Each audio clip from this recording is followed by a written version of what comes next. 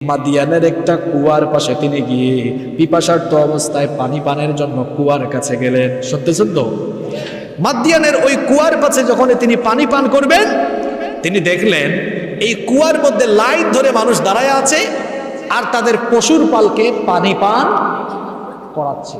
দূরে তাকিয়ে দেখলেন দুইটা মেয়ে পশুর পাল নিয়ে দাঁড়িয়ে আছে। কয়টা মেয়ে দেখলেন? মেয়েগুলা একটু নার্ভাস ফিল করছে। ওই দুইটা মেয়ের কাছে তিনি গেলেন, বললেন তোমরা এখানে দাঁড়িয়ে আছো কেন? ওই মেয়ে দুইটা তখন বলল যে আমরা আমাদের পশুর পাল নিয়ে এখানে দাঁড়িয়ে আছি, এই লোকেরা তাদের পশুর পালকে পানি পান করানোর পরে আমরা আমাদের পশুর পালকে পানি পান করাবো, দাঁড়ায় আছে। আমরা মহিলা মানুষ তো এই ভিড়ের জন্য যাচ্ছি না। মুসা নবী বললেন তোমরা দাঁড়াও, আমি তোমাদের পশুর পালকে পানি পান করাই দিচ্ছি। সুবহানাল্লাহ। মুসা নবী পশুর পালকে পানি পান করাই দিলেন। দুই মেয়ে তাদের পশুর পাল নিয়ে বাড়ি চলে গেল। এই দুই মেয়ের বাবার নাম ছিল শুআইব আলাইহিস সালাম, নবীর মেয়ে। কার মেয়ে? শুআইব আলাইহিস সালামের মেয়ে, যাকে আল্লাহ মাদিয়ানবাসীদের জন্য নবী বানিয়ে পাঠিয়েছেন। শুআইব আলাইহিস সালাম, শুআইব আলাইহিস সালামের মেয়েরা যখন তাড়াতাড়ি বাড়িতে ফিরে আসলো, শুআইব আলাইহিস সালাম মেয়েদেরকে জিজ্ঞেস করলেন, কি ব্যাপার মেয়েরা, তোমরা তো প্রত্যেক দিন দেরি করে লেট করে বাড়িতে আসো, আজকে তো তাড়াতাড়ি বাড়িতে কেমনে আসলে? মেয়েরা তখন বলল, আব্বা জান, আজকে এক শক্তিশালী যুবক আমাদের পশুর পালগুলোকে পানি পান করিয়ে দিই জন্য আমরা তাড়াতাড়ি বাড়ি চলে এসেছি। শুআইব আলাইহিস সালাম তখন বললেন যে তোমাদের পশুর পালকে পানি পান করিয়েছে তাকে তোমরা আমার কাছে ডেকে নিয়ে আসো, আমি তাকে পুরস্কৃত করব। এবার তারা আবার বেরিয়ে পড়লেন। ওইদিকে মুসা নবী পানি পান করে তিনি একটা গাছের ছায়ায় বসে আছেন আর তিনি দোয়া করতেছেন, আল্লাহ আমি তোমার সাহায্যের মুখাপেক্ষী এমন একটা এলাকায় এসেছি, কাউকে আমি চিনি না, জানি না কি খাবো, কোথায় থাকবো, কিচ্ছু জানি না, একটা ব্যবস্থা করে দাও। চাইলেন তিনি কার কাছে? আসতে বলবেন না, জুড়ে বলেন, চাইলেন কার কাছে? ওইদিকে আল্লাহ ব্যবস্থা করে দিচ্ছেন। মুসা নবীর দুই মেয়ে আসলেন, এসে বললেন আমাদের আব্বা আপনাকে ডেকেছেন। মুসা নবী বললেন কেন ডেকেছেন? তারা বললেন আমাদের আব্বা আপনার এই সহযোগিতার কথা শুনে তিনি আপনাকে পুরস্কৃত করতে চেয়েছেন। মুসা নবী মনে মনে ভাবলেন আমার দোয়া হয়তো আল্লাহ কবুল করে ফেলেছেন। সুবহানাল্লাহ। তিনি বললেন ঠিক আছে চলো তোমাদের বাড়িতে, তবে তোমরা আমার পিছনে থাকো, আমি তোমাদের সামনে। যুবকরা এখান থেকে শিক্ষা নিতে হবে, মেয়ে মানুষ যদি আপনার সামনে হাঁটে, মেয়ে মানুষ সামনে হাঁটলে এর মধ্যে থেকে ফিতনা ছড়িয়ে পড়ার সম্ভাবনা আছে না নাই? নবীদের চরিত্র কত সুন্দর ছিল। তিনি বললেন তোমরা আমার পিছনে থাকো, আমি তোমাদের সামনে থাকি, তোমরা আমাকে ডিরেকশন দাও, ডানে যাব বামে যাব না সামনে যাব বলো, আর আমাকে অনুসরণ করে করে তোমরা আসো। তারা বাড়িতে চলে গেলেন, পৌঁছে গেলেন। মুসা নবীকে দেখে শুআইব আলাইহিস সালাম ঘটনা জানতে চাইলেন, তার পরিচয় জানতে চাইলেন। মুসা নবী সব ঘটনা বললেন, কেমনে তিনি মাদিয়ানে আসলেন। বললেন এখানে আমার কেউ নাই। তখন মুসা নবী যখন এই কথাগুলো বললেন, ওই দুই মেয়ে তখন বাপকে বলছে, আব্বা জান এই লোকটার তুই এলাকায় কেউ নাই, আর আমাদেরও কোনো ঘরের মধ্যে পুরুষ মানুষ নাই, আপনি বয়স্ক মানুষ, তাকে আপনি আমাদের ঘরে কর্মচারী হিসাবে রেখে দেন, তাহলে আমরা আর পশুর পাল নিয়ে মহিলা মানুষ আমরা যাব না, সে আমাদের পশুর পাল রাখবে, তাকে আমাদের ঘরে চাকরি দিয়ে দেন। কারণ তাকে আমরা দেখেছি কাউইয়ুল আমিন, শক্তিশালী এবং আমানতদার। মুসা নবীর কয়টা গুণের কথা তারা বলল? জোরে বলেন কয়টা? কবি, শক্তিশালী, আমিন, আমানতদার। এখন শুআইব আলাইহিস সালাম মেয়েকে জিজ্ঞেস করেন, আচ্ছা এই যে শক্তিশালী তোমরা জানো কেমন? বিভিন্ন রেওয়ায়াতে এসেছে যে কুয়া থেকে তিনি পানি পান করিয়েছেন, এখানে অনেক ভিড় ছিল, এই ভিড় ঠেলাঠেলি করে পানি পান করিয়েছেন। আবার কোনো কোনো বর্ণনা এসেছে এই কুয়ার ঢাকনাটা সরাতে কয়েকজন পুরুষ লাগে, তিনি একাই ওই কুয়ার ঢাকনাকে এক হাত দিয়ে সরিয়ে ফেলছে। আল্লাহু আকবার। এজন্য মেয়ে বললেন আমরা এটা দেখেছি, এজন্য তাকে শক্তিশালী বলেছি। শুআইব আলাইহিস সালাম বললেন আর তাকে আমানতদার, বিশ্বস্ত বললা কেন? তখন মেয়েরা বললেন, যখন আমরা তাকে আনতে গিয়েছিলাম তখন সে আমাদের সামনে হেঁটেছে, আমাদের পিছনে হাঁটে না, এখান থেকে বুঝেছি সে আমানতদার। শুআয়ব আলাইহিস সালাম এটা শুনে বললেন, তাহলে এত ভালো ছেলেকে আমি কর্মচারী হিসেবে রাখবো কেন? সরাসরি তিনি তার মেয়ের জন্য মুসা নবীর কাছে বিবাহের প্রস্তাব দিলেন। আসলে সুন্নতি রীতিনীতি হলো প্রস্তাব আসবে, এখানে আলেমরা বসে আছেন, বিবাহের প্রস্তাব আসবে কার থেকে? মেয়ে পক্ষ থেকে। আমার নবী বিবাহ করেছেন, প্রস্তাব দিয়েছেন নবীজি না খাদিজা? কথা বলছেন না কেন আপনারা? খাদিজা প্রস্তাব দিয়েছেন। মুসা নবী বিয়ে হয়েছে, প্রস্তাব দিয়েছেন কে? তার শ্বশুর শুআয়ব আলাইহিস সালাম। এই যে শুআয়ব আলাইহিস সালাম মেয়ে বিয়ে দেওয়ার প্রস্তাব দিলেন, বাড়ি গাড়ি টাকা পয়সা দেখে না চরিত্র দেখে? আপনারা কি দেখেন? বাড়ি গাড়ি আছে কিনা, সরকারি চাকরি করে কিনা? আর সরকারি চাকরি করে কেউ জীবনে কোটিপতি হতে পারবে না, কারণ বাংলাদেশের সবচেয়ে বেশি স্যালারি পান মহামান্য রাষ্ট্রপতি। বিভিন্ন গ্রেডে বেতন আছে না, অষ্টম গ্রেড, নবম গ্রেড, 12তম গ্রেড, 13তম গ্রেড। বাংলাদেশের সর্বোচ্চ হাইয়েস্ট গ্রেডে বেতন পান মহামান্য রাষ্ট্রপতি। মহামান্য রাষ্ট্রপতির বেতন 1,20,000 টাকা। তাইলে বাংলাদেশে আরো যত সরকারি চাকরিজীবী আছেন এদের বেতন মহামান্য রাষ্ট্রপতির চেয়ে বেশি। কাদের সামনে কথা বলি? আর কোনো আওয়াজ নাই, বেশি। অনেক সরকারি চাকরিজীবী বাপরে বাপ, হাতের মধ্যে 2-3টা আইফোন, হাতের মধ্যে অ্যাপল ওয়াচ, তার 4-5 মাসের বেতন একত্রিত করে আইফোন কেনা যাবে না। এত টাকা তো বেতন না। অল্প পয়সায় চাকরি করে বাড়ি গাড়ি সব বানিয়ে ফেলেছে, নিশ্চয়ই তার ইনকামের ভেতরে 2 নম্বরই হারাম রয়েছে। ওটা ঘুষখোর, দুর্নীতিবাজ, তাতে কোনো সন্দেহ নাই।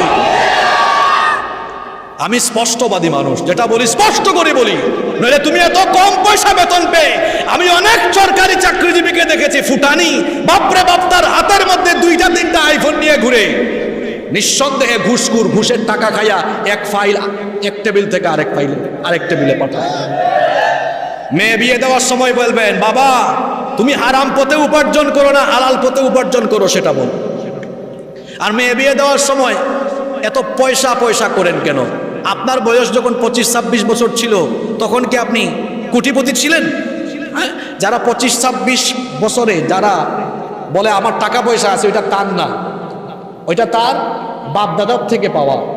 বাপ দাদার পরিচয়ে যারা চলে এরা গাধা, আর নিজের পরিচয়ে যারা চলে এরা শাহজাদা। আপনার মেয়েকে গাধার কাছে না, শাহজাদার কাছে বিয়ে দেন। যেই ছেলে অল্প পয়সা ইনকাম করে, নিজের পরিচয় আছে, নিজস্ব পরিচয়ে চলে, ওইটা হলো আসল ছেলে। আবার বিবাহের মধ্যে যৌতুক অবশ্য আমাদের এলাকায় নাই, এখানে আছে। এটা খুব জায়েজ, তাই না? এই হচ্ছে অবস্থা আমাদের বিবাহ শাদীর। আল্লাহ এর থেকে আমাদেরকে হেফাজত করেন। ঘটনা কোন জায়গায় ছিলাম মনে আছে? শুআয়ব আলাইহিস সালাম বললেন, কর্মচারী হিসাবে না, আপনি আমার এই 2 মেয়ে থেকে যে কোনো একটা মেয়েকে বিয়ে করে ফেলেন। সুবহানাল্লাহ। বিয়েতে মোহরানা লাগে কিনা? মুসা নবীর মোহরানা দেওয়ার মতো কিচ্ছু আছে? এখন জামাই শ্বশুর চুক্তি করলেন। কি করলেন? চুক্তি করলেন। মোহরানা যেহেতু কিচ্ছু নাই, শ্বশুর প্রস্তাব দিলেন যে বাবা দেখো, তোমার যেহেতু কিচ্ছু নাই, তুমি আমার ঘরে 8 বছর চাকরি করো। 9 বছর?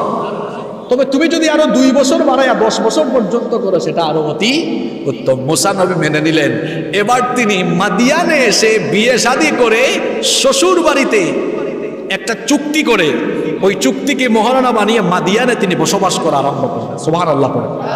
এবার আরম্ভ হচ্ছে মূল কাহিনী, মূল ঘটনা। মনোযোগ আছে তো আপনাদের? তিনি 10 বছরই থাকলেন। মেয়াদ এবার, জোরে বলেন, মেয়াদ শেষ। এখন তিনি মাদিয়ান ছেড়ে চলে যাবেন আবার তার নিজের এলাকায়। কোথায়? মিশর। কোথায়? এত বছর জামাই শ্বশুর বাড়ি থাকলেন। শ্বশুর এবার খুশি হয়ে যাওয়ার সময় জামাইকে 1 পাল দুম্বা হাদিয়া দিলেন। সুবহানাল্লাহ পড়বেন না? 1 পাল কি দিলেন? আর এই 10 বছরের ভিতরে মুসা নবীর 2টা সন্তানও হয়ে গেছে। কয়টা সন্তান? এবার স্ত্রী সন্তান নিয়ে তিনি মাদিয়ান থেকে রওনা করেছেন মিশরের উদ্দেশ্যে। যেতে যেতে মিশর সীমান্তের সিনাই পর্বতমালা তুর পাহাড়ে গেলেন। কোনো বর্ণনা এসেছে পথ হারিয়ে ফেলেছেন, কোনো বর্ণনা এসেছেন অন্ধকার। ঠিক ওই সময় তার স্ত্রীর প্রসব বেদনা আরম্ভ হয়, সন্তান হলো, একটু আগুন দরকার। শীতের রাত, প্রচন্ড ঠান্ডা, পাথরের সাথে পাথর ঘষে আগুন ধরাবার চেষ্টা করলেন, কিন্তু আগুন ধরাতে পারলেন না। হঠাৎ করে মূসা নবী লক্ষ্য করলেন দূরে আগুন দেখা যায়। তিনি তার স্ত্রী সন্তান পরিবারকে বললেন, তোমরা এখানে আমার জন্য অপেক্ষা করো, আমি দূরে আগুন দেখতে পাচ্ছি, আমি গিয়ে সেখান থেকে তোমাদের জন্য আগুন সংগ্রহ করে নিয়ে আসি, দেখি আমি আগুন আনতে পারি কিনা, অথবা আমি কোনো রাস্তার সন্ধান পাই কিনা।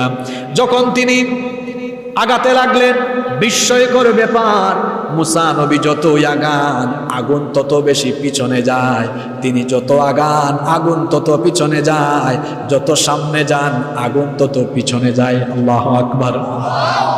হঠাৎ করে দেখলেন একটা সবুজ গাছের ডালের উপরে আগুন জ্বলছে। বিস্ময়কর ব্যাপার, গাছের কোনো পাতা পুড়ছে না, গাছের পাতা সবুজ, পাতার উপরে আগুন জ্বলছে।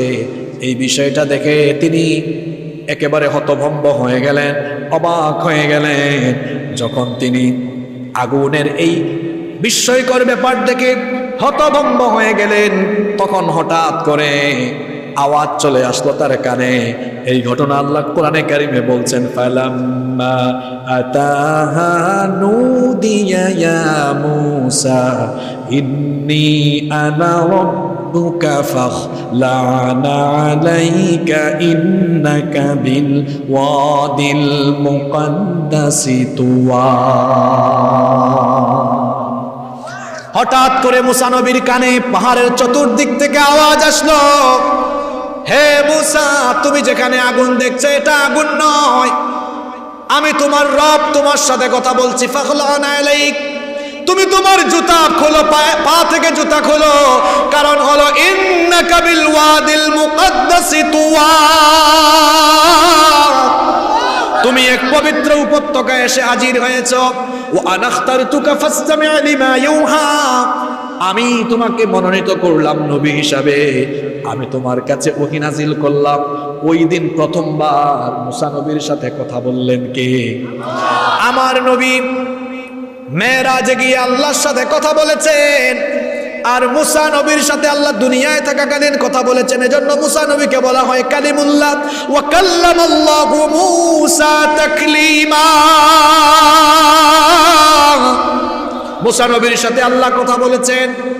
আল্লাহ তাআলা মূসা নবীকে নবুয়ত দিলেন, মূসা নবীকে নবী বানায় দিলেন। এরপরে তাওহীদ এবং ইবাদত সংক্রান্ত কিছু বিধান আল্লাহ মূসা নবীকে শোনালেন। এবার মূসা নবীকে নবুয়ত দিয়ে আল্লাহ তাআলা নবুয়তের প্রমাণ হিসাবে সেই পবিত্র উপত্যকায় মূসা নবীকে আল্লাহ সেখানে 2টা মুআজিজা দিয়েছেন। জোরে বলেন কয়টা? আস্তে বলবেন না, জোরে বলেন কয়টা? 2টা মুআজিজা দিলেন। তার মধ্যে একটা মুআজিজা হলো তার হাতের লাঠি। মূসা নবীর হাতে লাঠি ছিল। আল্লাহ বললেন, ওয়া মা তিলকা বিয়ামিনিকা ইয়া মূসা, মূসা তোমার হাতে এটা কি? মূসা আলাইহিস সালাম তখন বললেন, এটা আমার হাতের লাঠি, এটার উপরে আমি ভর করে চলি, এটা দিয়ে গাছের ডাল থেকে পাতা ঝরাই, আর আমি আমার পশুর পালকে খাওয়াই, ইত্যাদি ইত্যাদি আরো অনেক কাজ করি। আল্লাহ তাআলা তখন বললেন, মূসা এত বর্ণনা দেওয়া লাগবে না, তোমার হাতের থেকে লাঠিটা মাটিতে ফেলো। মাটিতে ফেলা মাত্র হাতের লাঠি আল্লাহর হুকুমে কি হয়ে গেল? তিনি ভয় পেয়ে গেলেন। আল্লাহ বললেন, লা তাখাফ, ভয় পেও না, এটা আবার ধরো। তিনি যখন আবার এটা ধরলেন, সঙ্গে সঙ্গে এটা আবার পূর্বের অবস্থায় ফিরে গেল। এটা হলো একটা মুআজিজা। আরেকটা মুআজিজা আল্লাহ দিলেন মূসা নবীকে। আল্লাহ বললেন, তোমার হাত বগলের নিচে রাখো। বগলের নিচে রেখে তিনি যখন হাত বের করলেন, দেখা গেল তার হাতের থেকে শুভ্রতা এবং আলো ছড়াচ্ছে।